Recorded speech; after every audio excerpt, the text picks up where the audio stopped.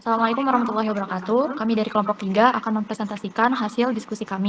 Dimulai dari profil produk, ada emulsi dari Emina berupa micellar water dari Indonesia dengan klaim produk dapat mengangkat make up dan kotoran. Yang kedua ada krim dengan nama produk Derma dari Indonesia dalam sediaan krim dengan klaim membantu menyamarkan bintik atau noda hitam. Yang ketiga ada gel dengan nama produk Derma dari Indonesia dengan klaim dapat membantu meratakan warna kulit dan menyamarkan bekas jerawat. Lalu pada bahan emulsi terdapat aqua pelarut sebagai pelarut, Volasamar 184 sebagai emulsifying agent, ada ethylene glycol sebagai kosurfaktan dan PEG 7 glycerin sebagai surfaktan. Terus ada beberapa zat aktif yaitu madecassoside dan salicylic acid, central asiatica extract dan hydrolyzed hyaluronic acid dan beberapa yang lainnya.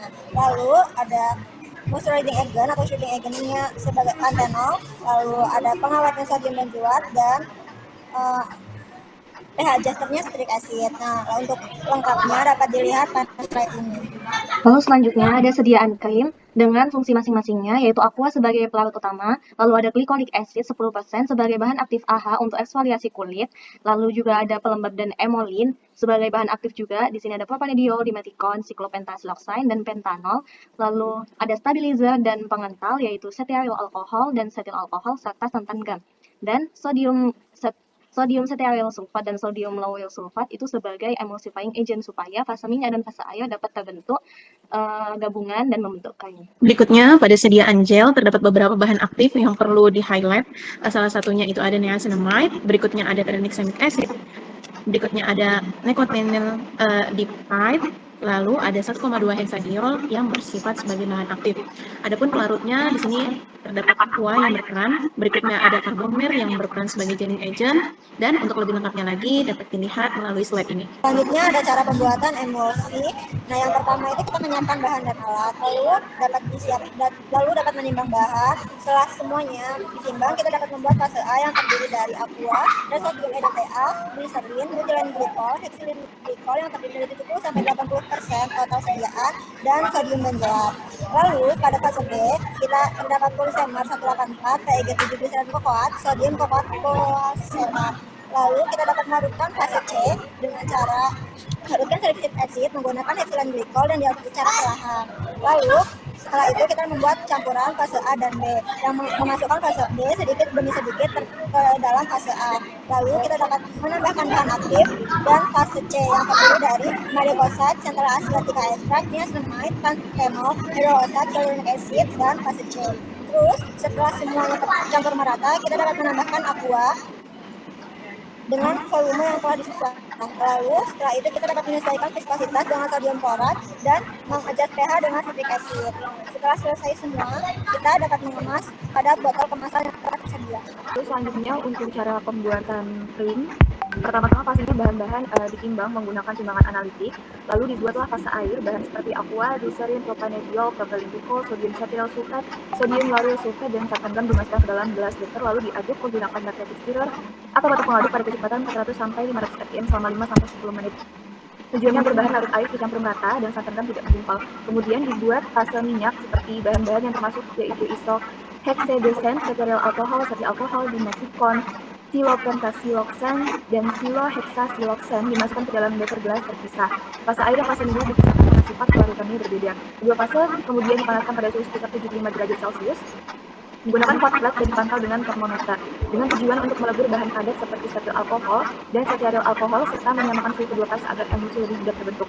Setelah itu dilakukan emulsifikasi, fase minyak ditambahkan sedikit demi sedikit ke dalam fase air sambil dihomogenisasi menggunakan homogenizer atau turak pada kecepatan 8.000 rpm. Tujuannya agar minyak terdispersi merata dan emulsi lebih stabil. Kemudian dilakukan homogenisasi lanjutan menggunakan turak pada kecepatan 8.000 rpm selama kurang lebih 10 menit pada suhu 70 sampai 80 derajat. Tujuannya untuk memperkecil ukuran globul minyak. Setelah itu, didinginkan menggunakan oven stirrer pada kecepatan 150 rpm hingga turun sekitar 40 derajat Celcius. Pada suhu 40 derajat Celcius ditambahkan bahan fosfat yaitu lipoyl acid 10%, pantenol alloberberensilic extract, dan benzoic acid. Ditambahkan pada suhu rendah untuk menjaga stabilitas bahan aktif, lalu diaduk menggunakan oven stirrer pada kecepatan 300 sampai 500 rpm. Selanjutnya dilakukan penyucian pH menggunakan amonia. Tahap terakhir adalah pengadukan akhir hingga suhu ruang, kemudian krim dikemas ke dalam tup atau pot krim bersih. Berikutnya pada sediaan gel, yang pertama-tama pastinya penimbangan bahan, berikutnya terdapat pembagian fase yakni fase A, B, dan C. Pertama-tama pada fase A yaitu berbasis gel, dimasukkan sebagian besar aqua ke dalam beker gelas pada suhu 25-30 derajat, lalu dilarutkan di sodium EDTA sambil diaduk. Berikutnya dilaburkan carbomer sedikit demi sedikit sambil diaduk perlahan agar tidak menggumpal. Selanjutnya didiamkan hingga carbomer terhidrasi dan mengembang sempurna.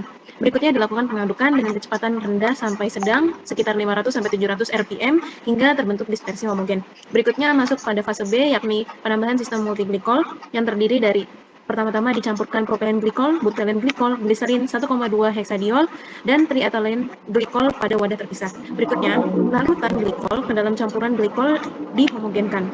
Berikutnya, pada fase netralisasi dan pembentukan gel, ditambahkan TEA sedikit demi sedikit sambil diaduk perlahan. Berikutnya diamati peningkatan viskositasnya dan pembentukan struktur gelnya. Berikutnya dilakukan penyesuaian pH hingga rentang 5-5,5. Berikutnya masuk pada penambahan bahan aktif pada cold process. Pertama-tama dilarutkan niacinamide dan tranexamic acid dalam sisa aqua pada suhu ruang. Berikutnya ditambahkan sodium hyaluronat hingga terdispersi hingga homogen. Berikutnya dimasukkan bifida ferment lysate dan lactobacillus. Berikutnya ditambahkan nicotinol dipeptide dan tranexamoli dipeptide. Berikutnya dimasukkan seluruh fase C ke dalam basis gel secara perlahan sambil terus diaduk. Berikutnya pada proses homogenisasi akhir, dilakukan homogenisasi akhir pada suhu terkontrol sekitar 30 derajat. Dan tahap terakhir yaitu quality control yang meliputi uji organoleptik, homogenitas, uji pH, viskositas, stabilitas, dan mikrobiologi. Selanjutnya ada evaluasi mutu dari produk Emina. Yang pertama yaitu jenis evaluasi dari organoleptik dengan parameter warna, bau, dan tekstur. Dengan warna bening agak kebiruan, tidak berubah warna. Dengan baunya tidak berbau menyengat. Teksturnya cair, ringan, dan tidak lengket. Selanjutnya ada fisikokimia dengan parameter pH, viskositas, daya sebar, daya lekat, kejernihan. Dengan pH 5,0 sampai 6,0, viskositasnya rendah seperti air, daya sebarnya mudah menyerap pada kapas, daya lekatnya tidak lengket setelah penggunaan, dan kejernihannya jernih, tidak keruh, tidak terdapat endapan. Selanjutnya ada stabilitas dengan parameter Klein test, freestyle test, stabilitas cahaya, dan safe life, di mana Klein testnya tidak terjadi perubahan warna, bau, dan kejernihan setelah 6 siklus, tidak terjadi endapan atau perubahan fisik, stabilitas cahayanya tidak terjadi perubahan warna, dan safe life-nya stabil selama masa simpan. Selanjutnya yaitu ada mikrobiologi dengan parameternya ALT, cemara mikroba patogen, challenge test, yang dimana ALT-nya kurang dari 10⁻³ CFU per mili. Cemara mikroba patogennya negatif atau tidak terdeteksi, sedangkan challenge testnya pengawet efektif menghambat pertumbuhan mikroba. Selanjutnya yaitu ada keamanan dengan uji parameternya uji iritasi dan uji sensitisasi, yang dimana uji iritasinya tidak menyebabkan iritasi, uji sensitisasinya tidak menimbulkan sensitisasi.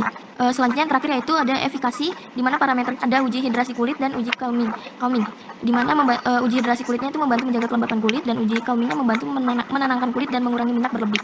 Evaluasi mutu krim.